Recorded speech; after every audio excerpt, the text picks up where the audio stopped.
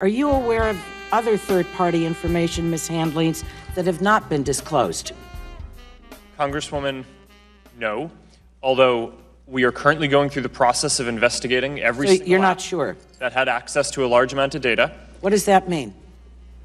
It means that we're going to look into every app that had a large amount of access to data in the past before we locked down the platform.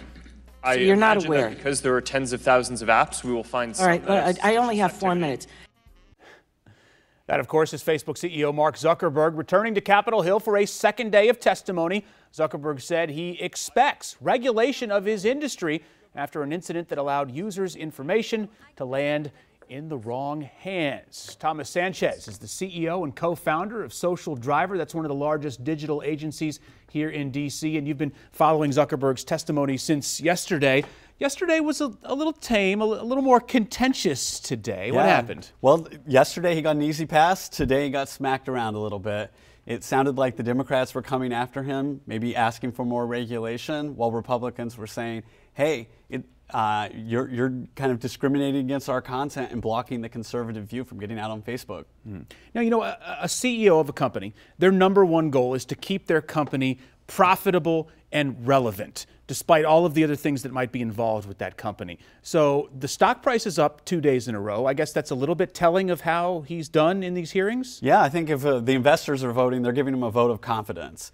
What we've seen Zuckerberg go out and do is be consistent, to say that Facebook's values are to put their customers first, to put privacy first, that they've rolled out several tools, in fact, to make it easier to prevent your data from falling into the wrong hands and to understand your privacy controls.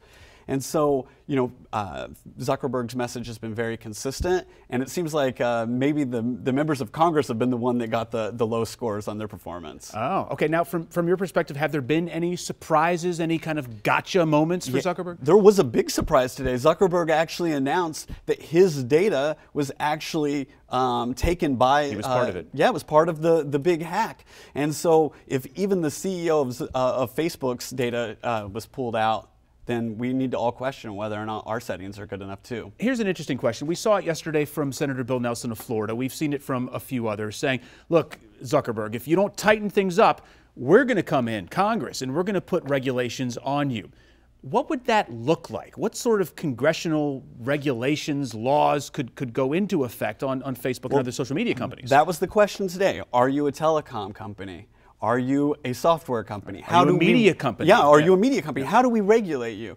The truth is there's not going to be an easy answer anytime soon. It's up to individuals, it's up to families to sit down and talk about security and privacy for what's right for them.